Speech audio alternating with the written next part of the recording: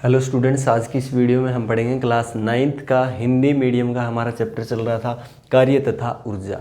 इससे पहले वाला जो वीडियो है उसके अंदर हमने ऊर्जा के बारे में पढ़ा। आज का जो वीडियो है उसके अंदर हम एक पढ़ने वाले हैं ऊर्जा का एक रूप होता है गतिज ऊर्जा, उसके बारे में। तो स्टूडेंट, गतिज ऊर्जा क्या होती है उससे पहले बात कर लेते हैं कि ऊर्जा क्या होती है। हमने पिछली वीडियो में पढ़ा ना ऊर्जा क्या होता है, यानी कि कार्य करने की जो क्षमता है। अगर आप में कार्य करने की क्षमता है यानी कि आपके पास ऊर्जा है, तो कार्य करने की क्षमता को ऊर्जा कहते हैं। अगर आप में किसी भी कार्य को करने की क्षमता है, इसका मतलब आपके पास ऊर्जा है। ठीक है। और ये क्या है, ऊर्जा का एक रूप गतिज ऊर्जा। तो कब कहेंगे कि आपके पास गतिज ऊर्जा है, यानी कि कोई भी वस्तु या आप जो है ना, अगर दौड़ रहे हो, आपके पास कुछ वेग है, ठीक है, तो आपके पास क्या है, एक ऊर्जा है जिसके कारण आप दौड़ रहे हो, जिसके कारण आपके अंदर जो है वेग उत्पन्न हो रखा है। तो ये जो ऊर्जा है इसको क्या नाम देंगे, गतिज ऊर्जा। तो देखिए नाम से पता चल रहा है गतिज ऊर्जा, किसी वस्तु में गति के कारण जो ऊर्जा उत्पन्न होती है उसको गतिज ऊर्जा कहते हैं। यानी कोई भी वस्तु गति में है, उसके पास जो ऊर्जा है जिसके कारण ये गति में है, उस ऊर्जा को नाम देंगे गतिज ऊर्जा। ठीक है। किस तरह से लिखेंगे, किसी वस्तु में उसकी गति के कारण उत्पन्न ऊर्जा को गतिज ऊर्जा कहते हैं। कोई भी वस्तु है, उसकी अगर वो गति में है मतलब उसके पास क्या है, ऊर्जा है, इसीलिए वो गति में है। और कौन सी ऊर्जा है, गतिज ऊर्जा है। उदाहरण देखिए, कोई भी उदाहरण दे दीजिए। जैसे बहती हुई हवा, जिनको हम पवने कहते हैं, उनमें क्या होती है, गतिज ऊर्जा होती है, क्योंकि उनका कुछ वेग होता है, गति कर रही है। और गति कर रही है, बहती हुई हवा है या पवने हैं जो गति कर रही है, यानी उनके पास गतिज ऊर्जा है। ऊर्जा है मतलब उनके अंदर कार्य करने की क्षमता है। तो वो क्या कार्य कर सकती है, आपको पता है ना।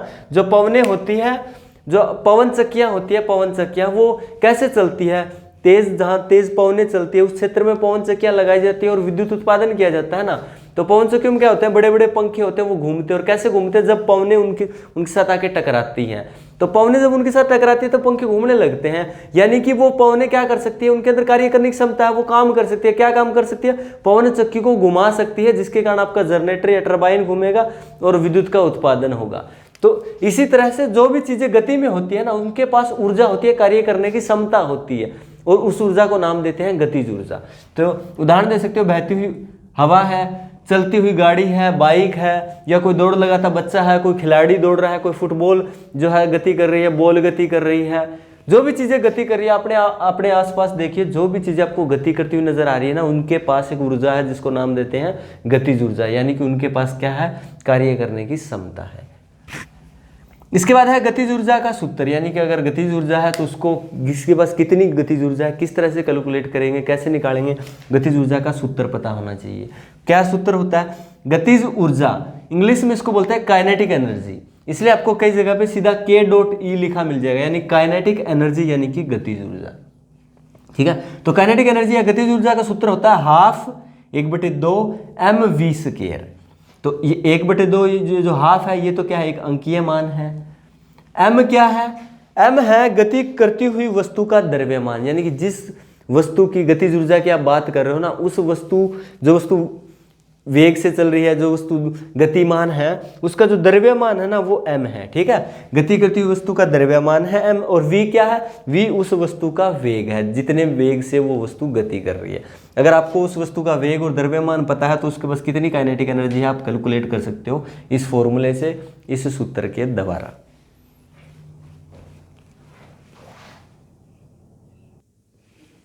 इसके बाद देखिए, हमारे पास जो गतिज ऊर्जा का सूत्र है उसको किस तरह से ड्राइव करते हैं, वो किस तरह से हल करते हैं, ये देख लेते हैं।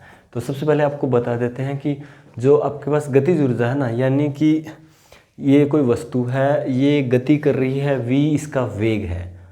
तो इसकी गतिज ऊर्जा कैसे निकालेंगे, अगर इसका हमें मास पता, द्रव्यमान पता है, इसका वेग जो है, अंतिम वेग, जिस वेग से ये मूव कर रही है, गति कर रही है, इसका वेग पता है, तो हमारे पास इसका गतिज ऊर्जा आ जाएगी स्टूडेंट। तो गतिज ऊर्जा कैसे, किस तरह से निकालते हैं, कह रहा है कि अगर आपके पास कोई वस्तु है, ये पहले क्या थी, ये पहले रेस्ट पे थी, यानी कि इसका वेग 0 था। अब इस पे हम क्या करते हैं, एक बल लगाते हैं। बल लगाने के कारण जो है ना, ये विस्थापित हो गई, इसने कुछ दूरी तय कर दिया, इसका कुछ विस्थापन हुआ। अब इस पे हमने कुछ ना कुछ कार्य किया है। कार्य कितना किया है, यानी कि हमने बल लगाया, बल लगाने के कारण ये विस्थापित हो गई, यानी कि इस पे कार्य हुआ है। और इस पे जितना कार्य हुआ है ना, उतनी गतिज ऊर्जा इसके अंदर स्टोर हो गई। स्टूडेंट, विज्ञान के अंदर कार्य और ऊर्जा बराबर होते हैं। ठीक है, अगर आपके पास बहुत ज़्यादा ऊर्जा है तो आप बहुत ज़्यादा कार्य कर सकते हैं, अगर आपके पास कम ऊर्जा है तो आप कम कार्य कर पाएंगे। ठीक है, तो और दोनों का जो ऐसा यूनिट होता है, ऐसा ही मात्रक होता है, वो भी सेम होता है, जूल होता है। ठीक है, तो समझ पा रहे हो ना कि आपके पास कोई वस्तु है, वो पहले रेस्ट में थी, जीरो, इसका वेग जो था वो जीरो था। जैसे ही आप इसने इस पे बल लगाया तो ये विस्थापित होगी, तो इसने कुछ कार्य किया। कितना कार्य किया आप निकाल सकते हो। किया गया कार्य बराबर होता है बल गुना विस्थापन। किया गया कार्य W, विस्थापन बल हमने F बल लगाया उस वस्तु पर, वो विस्थापित हो गई S। जैसे यहाँ पे एक एग्जांपल दिया हुआ है कि आपके पास एक बॉल थी जिसका द्रव्यमान m है, वो A पोजीशन पे थी, तो उसका वेग जो है ना वो जीरो था, u जीरो, यानी प्रारंभिक वेग जीरो। अब हमने क्या किया, इस बॉल पे इस डायरेक्शन में बल लगाया F, इस डायरेक्शन में, जिसके कारण इसके अंदर त्वरण उत्पन्न हुआ कितना A, और त्वरण उत्पन्न होने के कारण ये वस्तु जो है ना विस्थापित हो गई, यानी कितना विस्थापन हुआ S। और थोड़ी देर बाद ये वस्तु जो है ना वो B पोजीशन पे आ गई, और इसका जब V पोजीशन पे थी, देखिए इस बॉल पे हमने बल लगाया, इसके अंदर त्वरण उत्पन्न हुआ, थोड़ी देर बाद ये B पोजीशन पे आ गई, और इसका जो अंतिम वेग है या B पोजीशन पे जो वेग है वो मान लेते हैं कि V, यानी कि अंतिम वेग। अब क्या हुआ, इसके द्वारा किया गया कार्य कैसे निकालेंगे, बल गुना विस्थापन। इस पे बल कितना लगा, F बल लगा, इसने विस्थापन कितना किया, S, तो हमारे पास इक्वेशन नंबर फर्स्ट आ गई। यानी कि इस पे किया गया कार्य हम कैसे निकाल सकते हैं, अगर हमारे पास इस पे लगाया गया बल है और हमारे पास इसके द्वारा किया गया विस्थापन है, तो हम किया गया कार्य निकाल सकते हैं। तो हमें क्या चाहिए, F और S की वैल्यू निकालनी है। किस तरह से निकालोगे, F यानी कि बल, फोर्स, कैसे निकालोगे, न्यूटन के दूसरे नियम के अनुसार जो बल होता है उसका सूत्र होता है force is equal to mass into acceleration, यानी कि बल बराबर होता है m होता है द्रव्यमान, a होता है त्वरण। तो यानी कि इस वस्तु का अगर हमारे पास द्रव्यमान है, इसके अंदर जो त्वरण उत्पन्न हुआ उसकी वैल्यू है, तो हमारे पास इस पे लगाया गया बल जो है वो आ जाएगा। इसके बाद s कैसे निकालेंगे, s यानी कि विस्थापन, दूरी, ये कैसे निकालेंगे, न्यूटन के गति के तीसरे समीकरण के अनुसार। देखिए न्यूटन के गति के 3 समीकरण होते हैं ना, तीसरे समीकरण के अनुसार 2as is equal to V square minus U square. 2 एक अंकीय मान है, a त्वरण है, s विस्थापन है, v अंतिम वेग है, u प्रारंभिक वेग है। यहाँ से s को अकेला छोड़ दीजिए, ये 2a है, यहाँ क्या गुणा में, इधर जाके भाग में हो जाएंगे, तो हमारे पास s का वैल्यू ये आ जाएगा। अब हमारे पास f का वैल्यू आ गया, s का वैल्यू आ गया, ये दोनों वैल्यू, f का वैल्यू यहाँ रख दीजिए, s का वैल्यू यहाँ रख दीजिए इक्वेशन नंबर फर्स्ट में। तो f और s के मान समीकरण नंबर 1 में पुट करने पर, रखने पर हमें क्या मिलता है, इक्वेशन नंबर 1 क्या था, W is equal to F गुना S, यानी किया गया कार्य बल गुना विस्थापन। और हमारे पास बल F कितना आ गया, m इंटू में A, मास इंटू एक्सीलरेशन।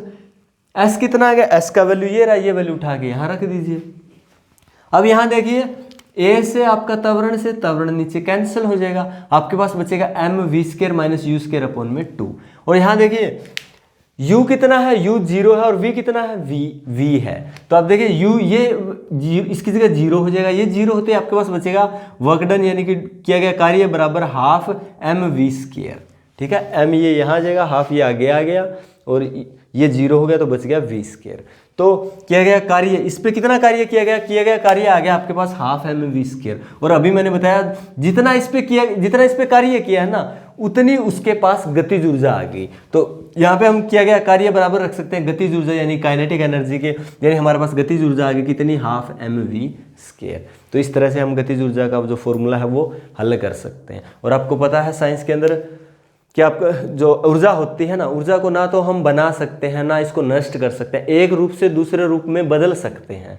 ठीक है, तो इस तरह से ये जो आपका गतिज ऊर्जा आ जाता है। अब बात आती है कि जो आपका गतिज ऊर्जा होता है ना, वो किस चीज़ पे डिपेंड करता है, गतिज ऊर्जा किस चीज़ से कम या ज़्यादा हो सकता है। तो आपको बता दें जो काइनेटिक एनर्जी यानी गतिज ऊर्जा होती है वो डायरेक्टली प्रोपोर्शनल होती है m यानी मास यानी कि द्रव्यमान के, और आपका काइनेटिक एनर्जी जो है डायरेक्टली प्रोपोर्शनल होती है किसका, वर्ग, जो वेग है वेग के वर्ग के बराबर होती है, डायरेक्टली प्रोपोर्शनल होती है। डायरेक्टली प्रोपोर्शनल का मतलब ऐसा मान लीजिए कि हम कह रहे हैं कि काइनेटिक एनर्जी जो है ना, मास काइनेटिक एनर्जी है वो उसके वस्तु के द्रव्यमान के डायरेक्टली प्रोपोर्शनल होती है। इसका मतलब ये हो गया कि इसका इसके साथ डायरेक्ट कनेक्शन, यानी कि अगर आप वस्तु का मास द्रव्यमान बढ़ा दोगे ना तो काइनेटिक एनर्जी भी बढ़ जाएगी। अगर द्रव्यमान वस्तु का कम डिक्रीज कर दो, कम कर दोगे तो काइनेटिक एनर्जी भी क्या हो जाएगी, गतिज ऊर्जा भी डिक्रीज हो जाएगी, कम हो जाएगी। जैसे अगर आपसे कोई कहे कि किसी वस्तु का जो द्रव्यमान है वो 2 गुना कर दिया गया है तो इसकी गतिज ऊर्जा पे क्या प्रभाव पड़ेगा।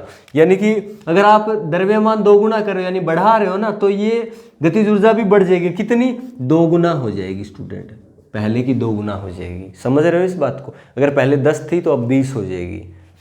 यानी कि आप द्रव्यमान को बढ़ाओगे तो गतिज ऊर्जा ऑटोमेटिक बढ़ जाएगी। और कितनी? जितना आप द्रव्यमान को बढ़ा रहे हो उतना। अगर आपका द्रव्यमान आप 3 गुना बढ़ा रहे हो तो गतिज ऊर्जा 3 गुना बढ़ जाएगी, राइट। इसके बाद आपसे पूछे कि किसी वस्तु का जो द्रव्यमान है ना वो हम आधा कर देते हैं तो गतिज ऊर्जा पे क्या प्रभाव पड़ेगा।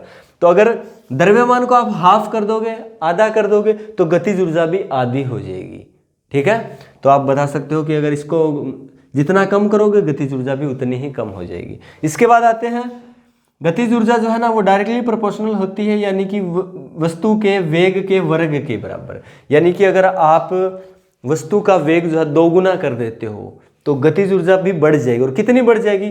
वस्तु का वेग आप देखिए 2 गुना कर दीजिए, 2 गुना मतलब v स्क्वायर होता है ना, तो यानी कि 2 का स्क्वायर कर दीजिए तो कितना आ जाएगा? 4। यानी कि आपकी गतिज ऊर्जा बढ़ जाएगी, कितनी? 4 गुना बढ़ जाएगी, ठीक है। इसी तरह से अगर कह दे वस्तु का वेग जो है ना वो 3 गुना बढ़ा दिया जाए तो गतिज ऊर्जा कितनी बढ़ जाएगी? 3 गुना बढ़ा दिया जाए तो आप यहाँ पे क्या रख दीजिए? 3 का स्क्वायर कर दीजिए, कितनी हो जाएगी? 9, यानी कि 9 गुना बढ़ जाएगी गतिज ऊर्जा। अगर आपसे पूछ ले कि वस्तु का जो गति है उसको अगर आधा कर दें तो गतिज ऊर्जा पे क्या प्रभाव पड़ेगा। अगर वस्तु की गति को, वेग को आधा कर रहे हैं यानी कि आपका जो गतिज ऊर्जा है वो भी कम हो जाएगी। और कितनी कम हो जाएगी? देखिए आप रख के देख लीजिए, आप यहाँ पे हाफ रख दीजिए और इसका स्क्वायर कर दीजिए तो कितना हो जाएगा? 1/4, यानी कि पहले का 1/4 हो जाएगी, कम हो जाएगी। कितनी कम हो जाएगी? 1/4। यानी पहले अगर 40 थी तो 40 का 1/4 कितना होता है? 10, तो अब 10 हो जाएगी स्टूडेंट। इस तरह से आप कैलकुलेट कर सकते हो। तो ये था आज का वीडियो जिसके अंदर हमने गतिज ऊर्जा के बारे में पढ़ा। अगर वीडियो आपको अच्छे से समझ में आया तो प्लीज़ वीडियो को लाइक करें, शेयर करें, और अगर अभी तक चैनल को सब्सक्राइब नहीं किया तो चैनल को सब्सक्राइब कर लें। Thank you students.